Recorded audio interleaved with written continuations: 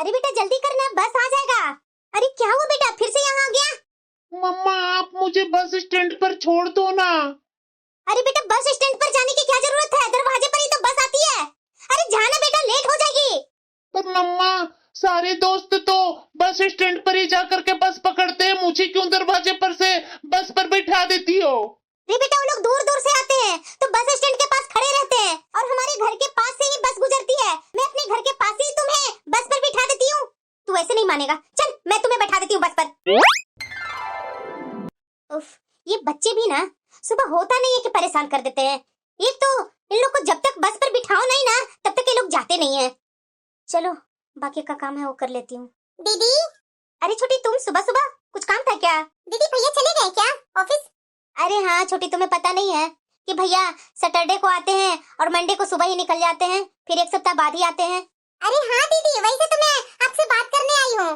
भैया तो घर पर नहीं है, तो क्या दीदी चलेंगे आज शाम को मार्केट? मार्केट? अभी मैं किस चीज के लिए जाऊँ छोटी मार्केट? अभी तो सारा सामान तुम्हारे भैया एक सप्ताह के लाकर रख ही दिए हैं। अरे दीदी आप भी ना कितनी भोली है।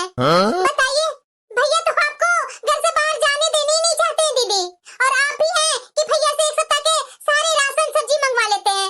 अरे दीदी अकेले रहते हैं तो थोड़ा बाहर घुमा कीजिए ना, यूं घर में रह करके क्या करते रहते हैं? अरे छोटी तुम्हें पता नहीं है, दो दो मेरे बच्चे हैं, दोनों बच्चों को तो उठाकर खिलाना पिलाना, स्कूल भेजना, स्कूल से आने के बाद उन लोग को खाना खिलाना, फिर होमवर्क करवाना, ट्यूशन भेजना, यही सब में मेरी दिन निकल जाती है। मेरे पास टाइम ही कहाँ रहता है कि मैं बाजार जाऊँ घूमने। अरे दीदी आप भी ना, आपके दो ही तो बच्चे हैं, मेरे क्या दो बच्चे नहीं हैं? मेरे भी दो बच्चे हैं, तो मैं कैसे सारा काम करके आराम करती हूँ? दीदी ये सब एक्सक्यूज देना बंद कीजिए प्लीज। दीदी आप चलिए ना शाम को, पता है दीदी सेल लगी है, चलेंगे ना तो अच्छे अच्छे कपड़े हम लोग खरीद लेंगे।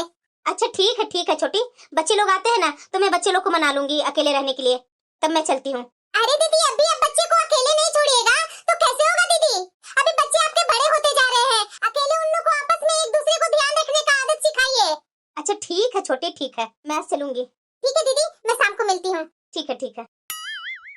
वैसे दीदी आपके पास घी बची होगी क्या? घी? अरे हाँ ना दीदी, आपको पता है ना कि मेरा छोटा वाला बेटा बिना घी का पराठा खाता नहीं है और घी खत्म हो गया है। घी लाना भी होगा तो शाम को ही लाऊंगी ना दीदी, तो ऐसा कीजिए ना दीदी कि थोड़ा सा मुझे घी दे दीजिए। अच्छा ठीक है छोटी, चलो मैं दे देती हूँ। अरे छोटी वहाँ घी नहीं है। ये क्या है दीदी, मुझे तो समझ में नहीं आ रहा है। अरे छोटी ये स्ट्रॉबेरी है, कल ही तो तुम्हारे जेठ जी लाए थे। दीदी इतना सारा तो स्ट्रॉबेरी रखा हुआ है, एक पैकेट ले जाऊं क्या मैं? अच्छा ठीक है ले जा। अरे मैडम जी कहाँ गए, दूध ले लीजिए। आ रही हूँ भैया, रुकिए। छोटी जल्दी ले लेना, वो दूध वाले भैया आए हैं, मैं जा रही हूँ दूध लेने।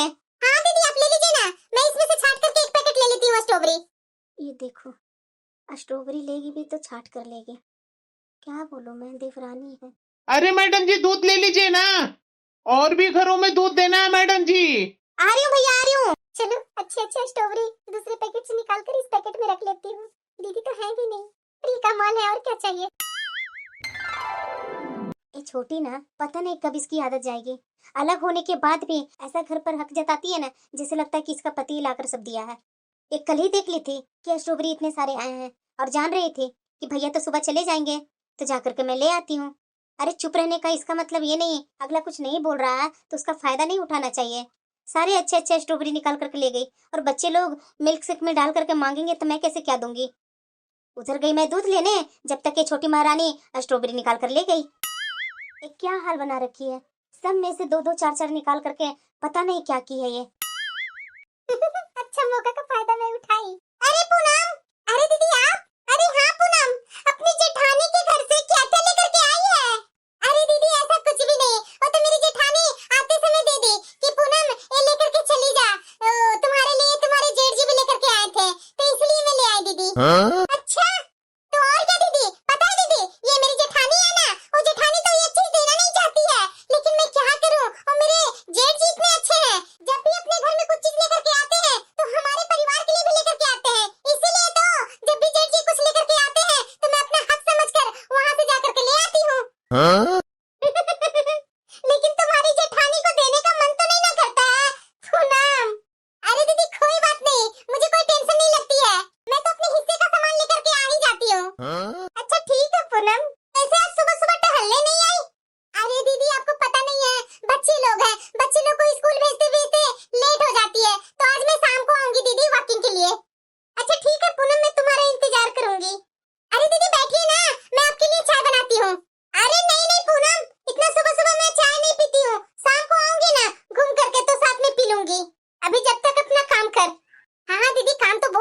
हुए हैं। ये मोट बुद्धि आई हुई थी यहाँ मुझे दिमाग खराब करने के लिए।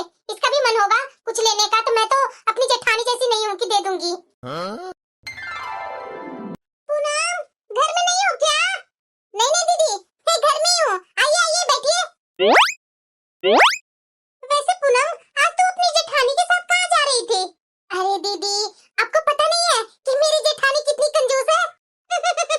वो तो मैं जानती हूँ। इसीलिए ना दीदी वो मेरे से बोल रही थी कि पूनम पूनम यहाँ सेल लगी है, चलो ना कुछ जाकर बाजार में कुछ खरीद लेते हैं। और मैं क्या बोलूं दीदी, वहाँ जाने के बाद ना मेरी जेठानी तो पता नहीं क्या क्या खरीदने लगी। मुझे तो विश्वास ही नहीं होता है। पता है दीदी ये मेरी जेठानी अपने मायके वाले का सारा सामान खरीद रही थी। इसके मायके में पैसे नहीं है क्या जो यहाँ सेल से खरीद खरीद कर अपने मायके वाले को सब कपड़े भेजती है तुम्हारी जेठानी? वैसे मैं छोटी से तो बोलना भूल ही गई। कल मंदिर जाना है, अगर साथ में छोटी चलती तो अच्छा रहता। एक बार जाकर छोटी को बोल ही देती हूँ। अब क्या कर सकते हैं दीदी, यहाँ तो मेरी जेठानी दिखाती है कि मैं कितने पैसे वाली हूँ, मेरे मायके वाले भी कितने पैसे वाले हैं, लेकिन यहाँ देखिए। अरे दीदी मैं आपसे क्या बोलूँ, मेरी जेठानी ने इतना सामान खरीदी कि मुझे तो देखकर कहर आने लग रही थी कि दीदी पूरे 1 साल के सामान लेकर के जा रही है क्या? फिर मैं भी सोची कि दीदी तो ये सेल वाले कपड़े खरीदते नहीं है, पर इतने सारे क्यों कपड़े खरीद रही है? तब मुझे एहसास हुआ कि शायद ये अपने मायके जाने वाली है ना ये गर्मी की छुट्टी में, तो इसलिए इतने सारे कपड़े वो खरीद ली है। छोटी कहीं मेरी जेठानी सुन तो नहीं लगी? अरे क्या हुआ छोटी? अरे काजल तुम? हाँ दीदी मुझे छोटी से कुछ काम था, इसलिए मैं छोटी से बात करने आई थी। अरे बोलो ना काजल क्या काम है? दीदी मुझे छोटी से बात करनी है। लगता मेरी जेठानी नहीं जानी, अगर जानती ना तो भी हड़कंप मचा देती। अरे हाँ हाँ दीदी बोलिए ना क्या काम था मेरे से? अरे छोटी कल मंदिर चलेगी क्या? हाँ हाँ दीदी चलूंगी ना। कितने बजे चलना है बता दीजिए। सुबह में ही चलेंगे ना छोटी? हाँ हाँ दीदी तैयार होंगी मैं। आइए ना दीदी बैठिए ना, अभी मैं जा रही हूँ चाय बनाने, चाय पीकर जाते हैं। अरे नहीं नहीं छोटी बच्चे लोग घर में अकेले हैं, अगर मैं नहीं जाऊंगी तो आपस में झगड़ा करने लगेंगे। हाँ हाँ दीदी बात तो सही बोल रहे हैं, बच्चे लोग को अकेले छोड़ दीजिए ना तो आपस में झगड़ा ही करने लगते हैं। ठीक है दीदी मैं कल सुबह में जाना है ना दीदी, मैं कल सुबह में आ जाऊंगी आपके घर। हाँ ठीक है छोटी। अरे पूनम अपनी जेठानी के सामने इतना डरती क्यों है? तुम्हारी सास थोड़ी ना है। दीदी मैं भला अपनी जेठानी से क्यों डरूंगी? मैं नहीं डरती जेठानी से। दीदी आप बैठिए ना, मैं अभी आपके लिए चाय बना कर लाती हूँ। अरे पूनम मुझे चाय नहीं पीना है। अरे बैठ ना, 2 बातें करके चली जाऊंगी। अच्छा ठीक है दीदी बोलिए क्या बात है? वो क्या है ना पूनम कि आजकल तुम्हारी जेठानी पूजा पाठ में ज्यादा नहीं लग रही है। हाँ दीदी। अरे पूनम मुझे तो लगता है ना कि तुम्हारी जेठानी ना पूजा पाठ के आड़ में कुछ और कर रही है। ये क्या बोल रही दीदी आप? अरे पूनम तू बहुत भोली भाली है। नहीं नहीं दीदी आप ये गलत बोल रहे हैं, ऐसा भला क्या मेरी जेठानी करेगी? तुम बहुत भोली भाली है पूनम, इसलिए तुम अपनी जेठानी को पहचान नहीं पा रही है। मैं तो तुम्हें बराबर मना करती हूँ कि क्या जरूरी है तुम्हें वो अपनी जेठानी के यहाँ जाना आना और उसके साथ इधर उधर चलना। तुम्हारी जेठानी जैसी है ना वैसी दिखती नहीं है, ये कुछ और है। बताओ जरा इसका पति एक एक सप्ताह 15-15 दिन इसे छोड़ करके कहीं और रहता है, ये कैसे अकेले रह लेती है? बताओ जरा। ये क्या बोल रहे दीदी आप? अरे पूनम तू बहुत भोली भाली है, अपनी जेठानी की आदत तू पहचान नहीं पा रही है। मैं तो बहुत दिन से नोटिस कर रही हूँ कि किस तरह की औरत है। मैं तुम्हें आगाह कर रही हूँ पूनम, मेरी बात समझ और ये अपनी जेठानी के साथ कोई भी पूजा पाठ में मत जाया कर। इसे जहाँ जाना है इसे खुद अकेले जाने दे। अच्छा ऐसी बात है दीदी, तो मैं नहीं जाऊंगी जेठानी के साथ मंदिर। देख छोटी मैं तुम्हें अपना बहन समझती हूँ, इसीलिए ये सारी बातें तुमसे बोलती हूँ, नहीं तो मुझे क्या तुमसे मतलब है? मैं तो वैसे पड़ोस में हूँ, मुझे जैसे अच्छा लगता है वैसे तुम्हारे साथ सारी बातें शेयर करती हूँ। इसीलिए पूनम मैं बराबर ये तुम्हारी जेठानी को नोटिस की हूँ, वो अच्छी नहीं है तो थोड़ा उसे ना दूरी बना करके रखा कर और ज्यादा उससे बातचीत करने की जरूरत नहीं है तुझे। और वैसे भी याद नहीं है तुम्हारे यहाँ बंटवारे में कैसे कैसे क्या हुआ था? तुम्हारी जेठानी तो अच्छा खासा हिस्सा लेकर के बैठी हुई है और तुम्हें दी क्या है? हाँ हाँ दीदी ये बात तो आप बिल्कुल सही बोल रहे हैं, ये तो मैंने सोचा ही नहीं। इसीलिए बोल रही हूँ ना पूनम, घर में सास का होना बहुत जरूरी है और तुम्हारे घर में तो तुम्हारी सास है ही नहीं है, उसी के कारण तुम्हारी जेठानी इतना तुम्हें नचाते रहती है और वैसी तू नाचती है। अभी से सुधर जा, इतनी जेठानी के आगे पीछे घुमा मत कर। हाँ हाँ दीदी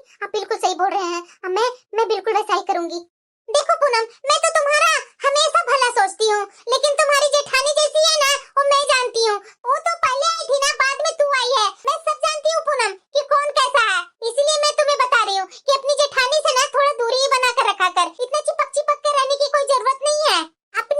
अपनों की दुश्मन होते हैं। इतना मेरी बात को गांठ बांध ले। हाँ हाँ दीदी, आप बिल्कुल सही बोल रहे हैं, मैं वैसे ही करूंगी। मैं नहीं जानती थी कि मेरी जेठानी ऐसी है। बताइए दीदी, आज आपने अच्छा याद दिलाया। ये घर के बंटवारे में भी ये बहुत तरह से नौटंकी की थी, मुझे सब अब याद आने लगा। अब तो दीदी को तो जरा सा भी मैं भाव नहीं दूंगी। वो कुछ भी बोलेंगी ना कहीं भी जाने के लिए, मैं तो जरा सा भी नहीं सुनूंगी उनकी। ठीक है पूनम, अब मैं चलती हूँ अपना घर, काम पड़ा हुआ है ना। तू जानती है मेरे घर में बच्चे बड़े बड़े हो गए हैं, अभी शाम हो गए हैं ना, तो नाश्ता चाय तो बनाना होगा ना। ठीक है पूनम, तुम अपना ख्याल रखना। तो बहुत सीधी सादी है तुम्हारा, हमेशा तुम्हारी जेठानी फायदा उठाते रहती है, थोड़ा बच के रहना। ये अभी तक छोटी नहीं आई है, क्या कर रही है? मैंने उसे बोला था कि सुबह में तैयार रहना, शायद कोई काम में लग गई होगी। मैं उसके घर जाकर के पूछ लेती हूँ कि क्या कर रही है। छोटी छोटी। हाँ दीदी। अरे छोटी, तो तैयार नहीं है, मंदिर नहीं चलना है क्या? दीदी मैं मंदिर चलती, लेकिन आप समझ सकते हैं ना, वो और ताना प्रॉब्लम कैसे जा सकती हूँ, आज सुबह सुबह ही हो गया दीदी। अच्छा ठीक है, कोई बात नहीं। वही मैं सोची कि मैं छोटी को बोली हूँ, अभी तक आई नहीं। कोई बात नहीं, मैं अकेले ही चल जाती हूँ। हाँ हाँ दीदी, जा रही हूँ ना मंदिर, मुझे सीधा समझ रखी है ना। अरे काजल बहू। हाँ चाची जी। तू अकेले है बहू, तुम्हारी देवरानी साथ में नहीं आई थी क्या मंदिर? अरे नहीं नहीं चाची जी, वो उसका थोड़ी तबीयत खराब हो गई थी, इसलिए वो नहीं आ पाई। चाची जी, अब अंदर से किसी की इच्छा होगी जाने को मंदिर, तभी ना जा पाएगी मंदिर। अंदर से मन ही नहीं होगा जाने का, कौन जाने वाला है चाची जी मंदिर? बात तो बिल्कुल सही बोल रही है बहू, मंदिर जाने के लिए ना आत्मा शुद्ध होना चाहिए। शुद्ध आत्मा में मंदिर जाकर के पूजा करने में अलग ही शांति मिलती है। अब जब किसी को जाने का मन ही ना हो, तो फिर जाने से क्या फायदा? वही तो चाची जी, वही मैं आपको बोल रही हूँ। और वैसे भी चाची जी, इतना सुबह सुबह कौन उठ करके पूजा करने जाता है? हाँ, वही जा सकता है जिसके पास काम ना हो। अब ये लोग अकेले रहती है, घर में ना सास है ना ससुर है, तो मंदिर ही जाएगी ना बुरा कर्म काटने को। चाची जी ये क्या बोल रही दीदी आप? बुरा कर्म? ऐसे भला मैंने क्या कर दिया जो बुरा कर्म काटने के लिए मैं मंदिर जाती हूँ? अरे काजल, तू भी ना अपना मन पर ले लेती है। तुम्हारे ऊपर मैं नहीं बोली, मैं तो दूसरे के ऊपर एग्जांपल दी ना। तू तो मंदिर जाती है पूनम, मैं तुम्हें नहीं बोल रही हूँ। देख पूनम, मेरी तेरे से कोई दुश्मनी नहीं है, तो मैं भला तुम्हें क्यों बोलूंगी? इतना छोटा छोटा बात को ना दिल पर नहीं लेनी चाहिए। तुम एक स्पेशल थोड़ी ना है कि मैं तुम्हें बोलूंगी, और भी लोग दुनिया में है, मैं तो उन लोग को बोली। चाची जी देखा ना, मिर्ची कितनी जल्दी लगी इसे। अरे बहू ये क्या बोल रही है तुम? बेचारी ये मंदिर जाती है, पूजा करती है, तू ऐसे इसके पीछे हमेशा क्यों लगी रहती है? अरे चाची जी ये ऐसी है, इसलिए मैं बोल रही हूँ। अगर ये ऐसी नहीं होती तो मैं क्यों बोलती? ठीक है बहू, मैं चलती हूँ अपना घर। ये काजल को ना मैं सबके सामने बेइज्जती करवाऊंगी। इसकी सास रहती थी ना तो वैसे सर पर सवार रहती थी, और सास की जगह पर ये आई है, ये नौटंकी करती रहती है। और वैसे भी इसका पति ना कुछ ज्यादा ही कमाने लगा है। ये तो देख देख करके मेरे से बर्दाश्त नहीं हो रहा है। अरे पहले ये औरत कैसे झोपड़ी में रहती थी, अब इतना जल्दी कैसे माल उठा ली? मुझे तो ये समझ में नहीं आ रही है। मुझे तो लगता है ना कि इसका पति 2 नंबर का पैसा कमाता होगा, इसीलिए तो इतना जल्दी झोपड़ी से घर बना ली और मेरे सामने सर उठा करके बात करती है। इस सोसाइटी में सबसे ज्यादा पैसे वाली मैं थी, ये आजकल दिखा रही है कि ये पैसे वाली है। इसे तो मैं अच्छे से बताऊंगी। ये भी जाते हैं तो 1 सप्ताह 15 दिन बाद ही आते हैं। अकेले रह रह करके ना मुझे बहुत टेंशन होती है। और ये छोटी आजकल घर में नहीं आ रही है, क्या बात है? पहले तो मेरे घर में छोटी उसके बच्चे भी आते रहते थे तो थोड़ा मन लगा रहता था, लेकिन आजकल कुछ दिनों से ऐसा क्या हो गया जो छोटी मेरे घर में जरा सा भी नहीं आती है? ऐसा करती हूँ, चाय पी करके मैं जा करके देखती हूँ छोटी कर क्या रही है, कहाँ इतना बिजी रहती है। अरे यार पूनम, इतने छोटे छोटे बात पर गुस्सा क्यों हो जाती है? गुस्सा नहीं हूँ तो और क्या करूँ? सब आपके कारण होता है, और मुझे आप बेवकूफ बना करके शांत कर देते हैं घर में। अरे क्या बोल रही है पूनम तुम? आखिरकार मैं तुम्हें बेवकूफ क्यों बनाऊंगा? अच्छा तो क्या जरूरी था जेठ जी को और जेठानी जी को उतना अच्छा खासा जमीन दे देने के लिए? पूनम तू उसके बारे में तो नहीं जानती है, इसलिए तुम उसके बारे में बात मत करो। क्यों ना बात करूं? क्यों बात ना करूं? अरे सास ससुर के जमीन में प्रॉपर्टी पर आधा हक मेरा भी बनता है। क्या जरूरी था आपको आधा से ज्यादा हिस्सा बड़े भैया को दे देना? मैं खुद जानती हूँ ये जेठ जी और ये मेरी जेठानी दोनों बहुत होशियार है, इसीलिए तो आपको बेवकूफ बना करके इतना बस पूनम, बहुत हो गया। मुझे भूख लगी है, खाना परोसो। वाह वाह वाह, यही कर करके तो मुझे कुछ बोलने नहीं देते हैं। खाना परोसो। अरे अपना जमीन ज्यादा गया हुआ है उनके हिस्सा में, आप जेठ जी से बात क्यों नहीं करते? आज सैटरडे है, आज आएंगे भी जेठ जी। मेरा मानिए तो आज शाम को आने के बाद जेठ जी से बात कीजिए। मैंने बोला ना पूनम कि इसके बारे में मुझे कुछ नहीं बात करनी है। सर मुझे बात करनी है ना, आप नहीं करेंगे तो मैं करूंगी। मैंने बोला ना, खाना परोसो। पता नहीं इसके दिमाग में कौन ऐसी ऐसी बातें भरता है। अरे हमारा जमीन का बात है, प्रॉपर्टी का बात है, हम लोग आपस में जानते हैं, समझते हैं, और ये क्या कर रही है पूनम? छोटी, अरे देवर जी आप, मैं तो छोटी से मिलने आई थी। हाँ हाँ भाभी बैठिए ना, अभी आ ही रही होगी पूनम। अच्छा ठीक है देवर जी, मैं बैठती हूँ। पूनम, हमेशा मुझे दबाते रहते हैं, लेकिन अब तो मैं चुप नहीं रहूंगी। पूनम, अब क्या हुआ? यहाँ क्यों आ गए? ला रही हूँ ना खाना। मुझे आना पड़ा। देख भाभी तुमसे कुछ बात करने आई है, बिगड़ा हुआ चेहरा अपना भाभी के पास मत ले जाना। जाकर अपनी भाभी को बोल दीजिए कि मुझे उनसे कोई बात नहीं करनी है, समझे ना? मैं उनके यहाँ नहीं जा रही हूँ, उससे भी उनको एहसास नहीं हो रहा है कि मेरी देवरानी क्यों नहीं आ रही है। मैं अपने बच्चे को भेज रही हूँ, उसे कुछ समझ में उनको नहीं आता है क्या? पूरी की पूरी बेवकूफ है क्या आपकी भाभी? इससे अच्छा मैं ही भाभी को मना कर देता हूँ, नहीं तो पता नहीं ये पूनम कुछ भी बोल देगी। भाभी पूनम कुछ काम में लगी हुई है, वो बोल रही है कि अभी मेरे पास टाइम नहीं है, वो दीदी को बोल दीजिए मैं उनके घर जाकर के बाद में जाकर मिल लूंगी। अच्छा ठीक है देवर जी, कोई बात नहीं, मैं इंतजार कर लूंगी अपना घर में उसे। अरे पूनम कहाँ जा रही है? हाँ दीदी बोलिए ना। तुम आजकल बाहर नहीं आती है, क्या बात है पूनम? तू ठीक तो है ना? अरे हाँ हाँ दीदी, मुझे भला क्या होगी, मैं ठीक हूँ, बिल्कुल ठीक हूँ। अरे पूनम, इतनी भी मेरे से तुम अपनी बातें मत छिपाया करना। तेरा फेस देख करके ही मैं समझ जाती हूँ कि तू कैसी है, क्या तुम्हारे मन में चल रहा है। ऐसा क्या हुआ तुम्हारी जेठानी के साथ जो तुम्हारा मुंह बना हुआ है? अरे दीदी मुंह नहीं बनेगा तो और क्या होगा?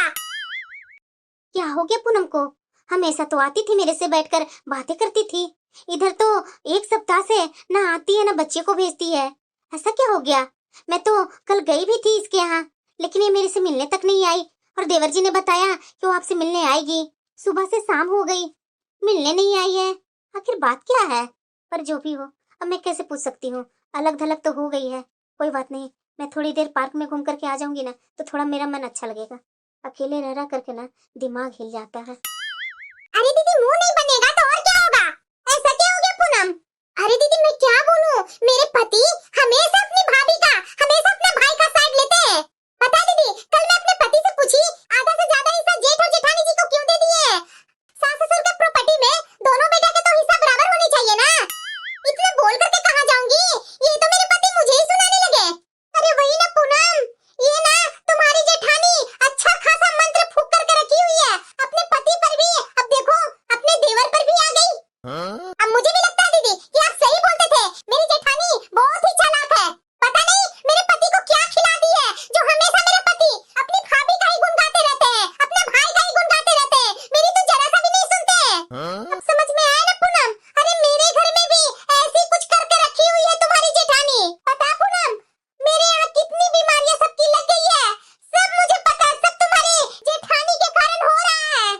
पता नहीं कैसी पूजा करती है, क्या करती है, जो मुझे समझ में नहीं आता है। उसी के कारण तो मैं तुम्हारी जेठानी के घर से रिश्ता सारा तोड़ दी कि शायद मेरा परिवार सही रहे, लेकिन नहीं, तुम्हारी जेठानी तो पता नहीं मेरे घर में ऐसा क्या कर दी है, जो हर एक दिन कोई ना कोई बीमार पड़ते ही रहता है। बताओ पूनम, कल ही मेरे बेटे को पता चला कि उसको बवासीर हो गया। अरे बताओ, तू भी नोटिस करना, जब से तुम्हारी जेठानी अलग हुई है तब से देखो अपना घर को महल बना ली, और हम लोग को देखो कैसे हम लोग झोपड़ी में हैं। इसका पति तो दिन पर दिन तरक्की ही करते जा रहा है। मुझे तो लगता है ना पूनम कि ये जरूर काला जादू करती है, इसलिए हम लोग को बर्बाद करके और खुद आबाद हो रही है। बताओ तो, सुबह सुबह मंदिर जाती है, पता नहीं कौन देवी देवता को पूजती है जो ऐसा ये कर रही है। इसका पति खूब तरक्की करते जा रहा है, और हम लोग को पति को देखो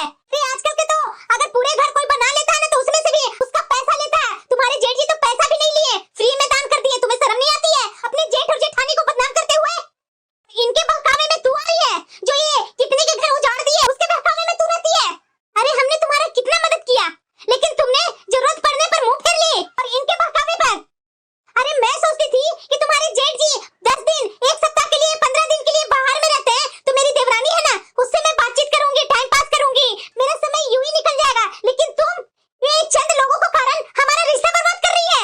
अरे हमारा अलगाव भी हुआ था ना तो प्यार से अलगाव हुआ था, कोई लड़ाई झगड़ा होकर के नहीं हुआ था। और तू क्या कर रही है छोटी? अपना घर का मामला बाहर से शेयर करती है, अपने घर के बारे में दूसरे से डिस्कस करती है। अरे दूसरे लोग तो कभी चाहते नहीं है कि घर में सब एक साथ अलग होने के बाद भी मिलजुल करके रहे। और इनके बहकावे में आई थी जो ये अपना खुद घर संभाल नहीं पाई, अपने पति को तो संभाल नहीं पाई। बताओ, बाबा सिर हुआ और मेरा ही बदनाम कर रही है कि मैंने तंत्र मंत्र किए हैं। बताओ जरा। अरे इसका खुद का पति दारू और नॉनवेज से तो दूर नहीं रहता है, तो क्या बाबा सिर नहीं होगा तो और क्या होगा? पीकर किसी नाली के बगल में लुढ़का हुआ रहता है और ये बोलती है कि मेरा पति को तरक्की क्यों नहीं हो रहा। अरे छोटी, मैं तो तुम्हें अपनी बहन के जैसा मानती थी, लेकिन तू इस तरह की निकलेगी मैं कभी सोची नहीं थी। छी! अरे तूने मेरे घर से क्या क्या लेकर के नहीं गई, लेकिन मैंने तुम्हें कभी भी नहीं रोका, कभी नहीं टोका कि चलो जाने दो कोई बात नहीं। गुस्सा आता था लेकिन गुस्सा को कंट्रोल कर लेती थी, सोचती थी कि चलो ये मेरी देवरानी है, बहन की जैसी है, बातचीत करेंगे, इसके साथ अच्छे से रहेंगे। अरे जिसके पति घर में नहीं रहते हैं ना, उससे पूछो जाकर के क्या डिप्रेशन होती है। उसके कारण मैं मंदिर जाती हूँ, घूमती हूँ, सोचती हूँ कि थोड़ा तुम्हारे साथ बैठ करके कुछ इधर उधर की बातें करूंगी तो थोड़ा टेंशन कम होगी। लेकिन तुम भी ये दोनों एक साथ होकर मुझे न सुनाने लगे, इससे पहले मैं निकल जाती हूँ। सॉरी दीदी, मुझे नहीं पता था। मुझे तो ये दीदी ने बताया था कि आधा से ज्यादा हिस्सा आप ले लिए हैं, तभी मुझे गुस्सा आया दीदी। और पता नहीं ना जाने आपके बारे में ये दीदी क्या क्या बोलते गए, तो मुझे भी लगा कि हो सकता है कि आप वैसी ही होंगी। अगर विश्वास नहीं है ना तो मैं अभी पूछवा देती हूँ। क्यों दीदी, बोलिए ना आप। किससे पूछवा रही है? पीछे घूम कर देख ले। सचमुच में ये तो हमारा घर ही बर्बाद कर रही थी। मेरी जेठानी इतनी अच्छी है, जब भी मुझे कुछ चीज की जरूरत होती है तो जेठानी देने से पीछे नहीं हटती है, मदद करने से पीछे नहीं हटती है। ये मैंने क्या कर दिया? ये इनके कारण मैं अपनी जेठानी को कितना उल्टा सीधा सुनाई। मैं बहुत गलत थी। दीदी सॉरी ना, मुझे माफ कर दीजिए।